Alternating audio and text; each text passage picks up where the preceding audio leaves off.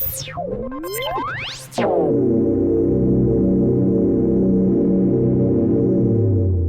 is your weekly report on corruption in the Philippine government.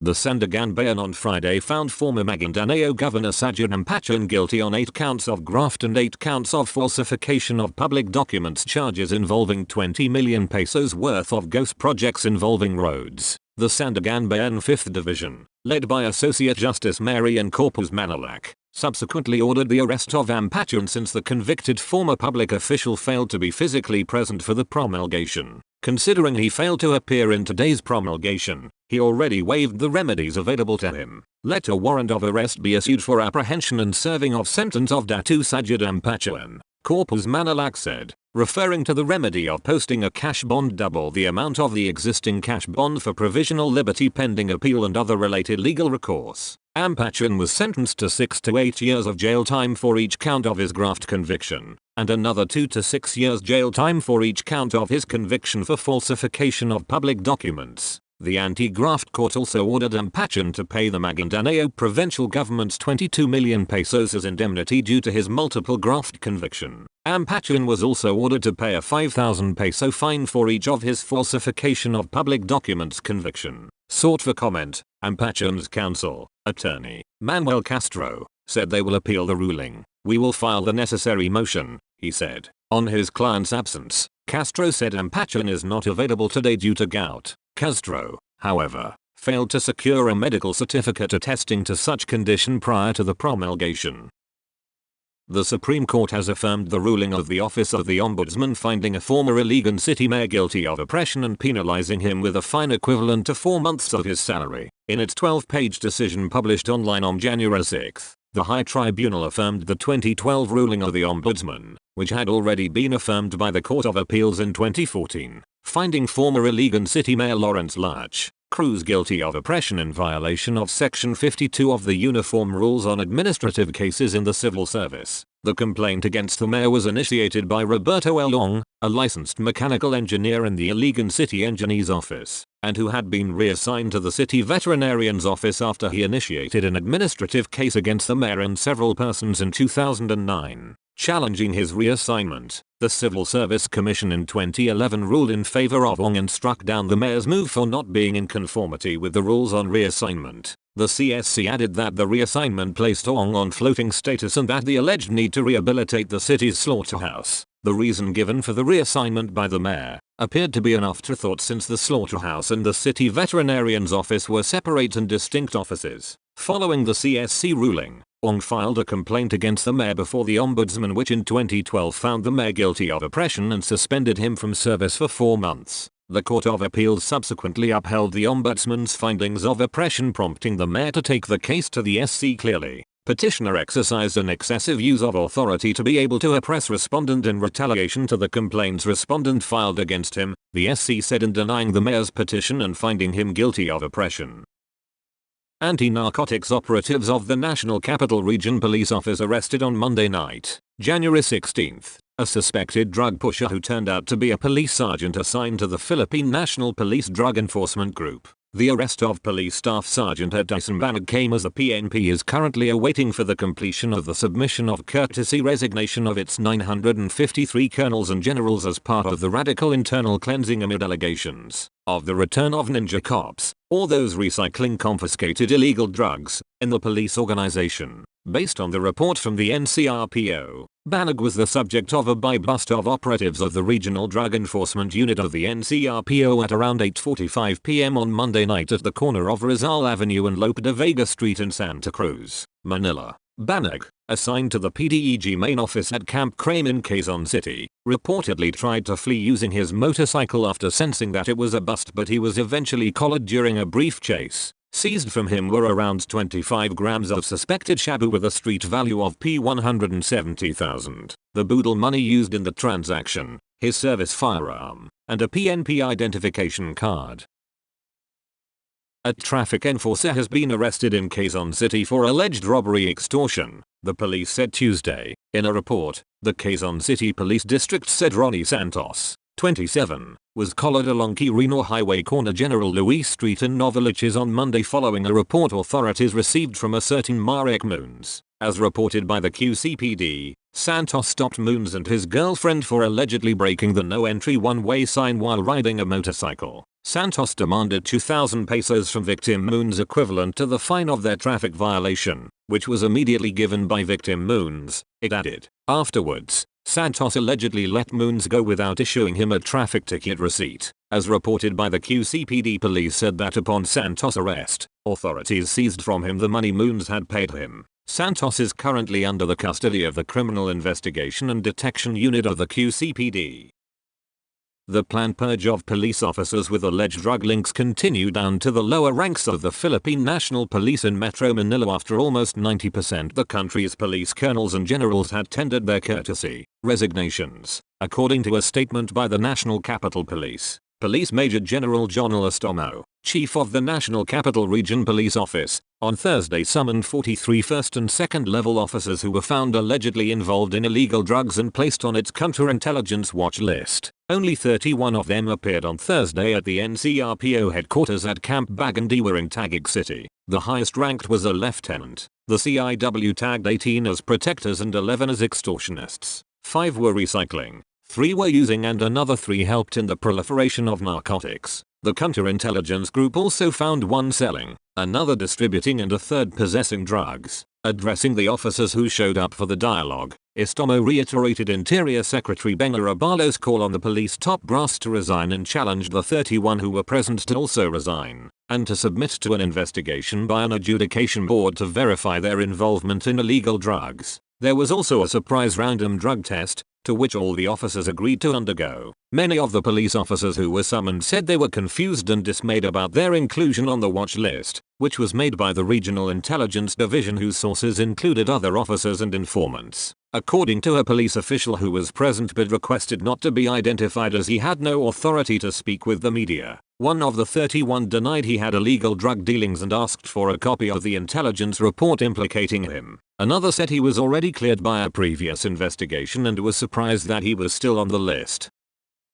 The Sandiganbayan has affirmed the sentence handed down by the Baguio City Regional Trial Court against 2 local officials for graft charges. The Anti-Graft Court 4th Division upheld the 8-year jail terms of former Barangay Camp 7 Chief Constancio Daneo and Treasurer Romel Beltran. The penalty of perpetual disqualification from public office was also correctly imposed, the tribunal said in the decision dated January 13 and published Tuesday. The court said it sees no cogent reason to disturb the findings of the Baguio City Court, which it likewise finds to be in accord with the evidence on record. The 2 were convicted for violation of Republic Act 3019 or the Anti-Graft and Corrupt Practices Act in connection with irregularities in the purchase of 370,000 pesos worth of warning devices and disaster preparedness equipment in 2015. The court found the 2 arrogated upon themselves the function of the Bids and Awards Committee, concluded the procurement and disbursement processes even if they did not have the authority to do so, and acted with partiality in awarding the contract to supplier J&J Tools and Merchandise. A witness also said a signature was forged to make it appear that equipment purchased were delivered. The Ombudsman filed the case against the 2 in 2017 after finding probable cause in the complaint of village councillors and BAC members Juan Baldo, Marcelina Pacdo, Joel Buena and Susan Habiling, who said they were informed of the opening of the supposed bids for the procurement but they were not aware of such project. In May last year, the court also found Beltran guilty of 4 counts of falsification of public documents and malversation by making false entries in the summary of collections and deposits when he altered remitted amounts, ranging from 300 pesos to 1,000 pesos. He was likewise sentenced to up to 8 years.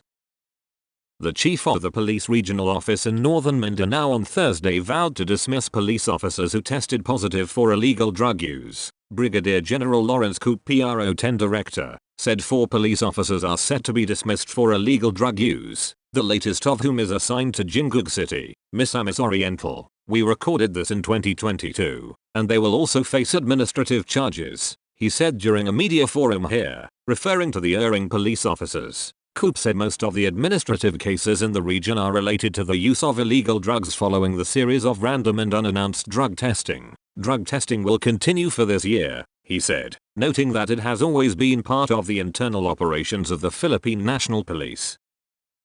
2 employees were relieved from their posts following reports of their alleged involvement in illegal activities, the Bureau of Immigration said Wednesday, In an order signed by Commissioner Norman Tansinko on January 17, the immigration officers were relieved pending investigation on allegations that they have been involved in trafficking activities at the Clark International Airport and the Ninoy Aquino International Airport. We have received information that the two have links to trafficking syndicates. We are initiating an investigation to verify this information, and if there is indeed the probable cause, we shall file the appropriate case before the Department of Justice, he said in a statement. Tansinko said the two personnel would temporarily be assigned to back-end office duties pending the investigation, while imposing penalties would be subject to the resolution of possible cases against them. We are relieving them from frontline duty to ensure unbiased investigation, Tansinko said.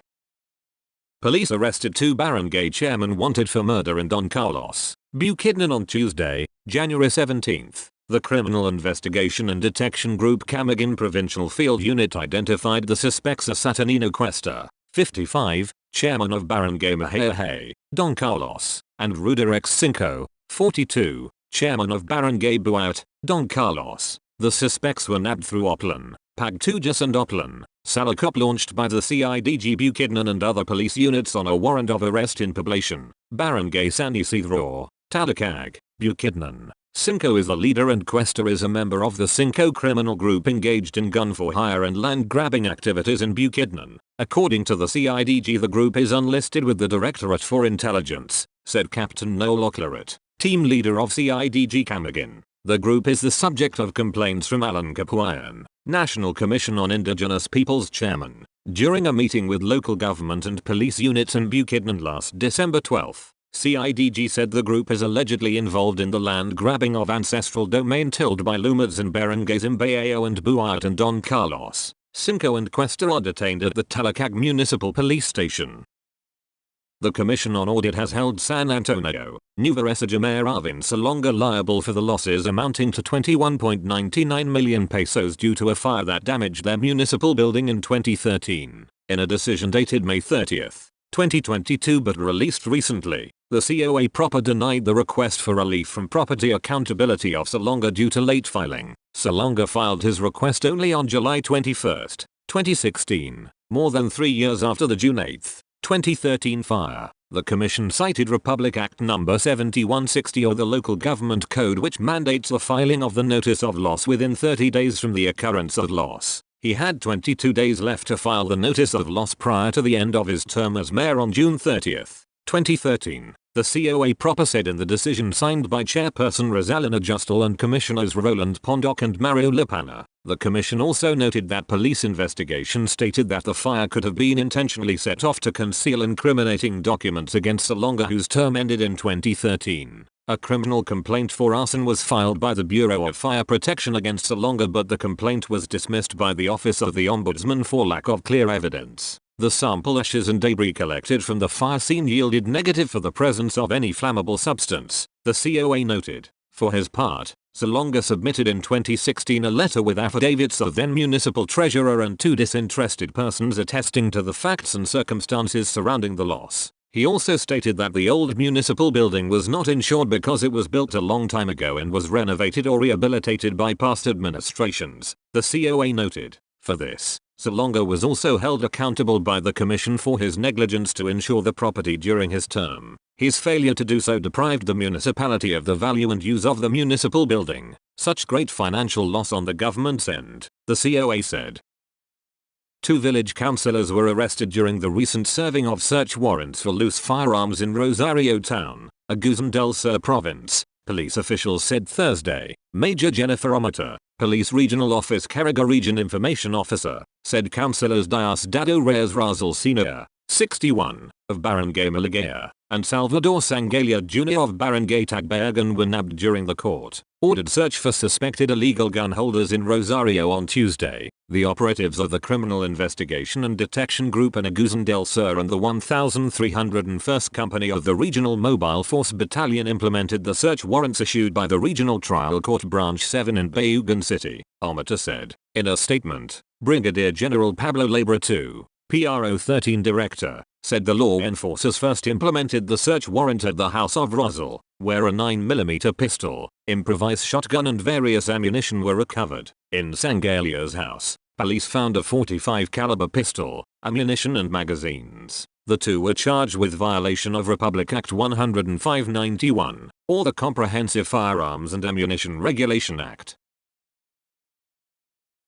That's all for this week. I'll see you next week with more stories of corruption and foolishness within the Philippine government.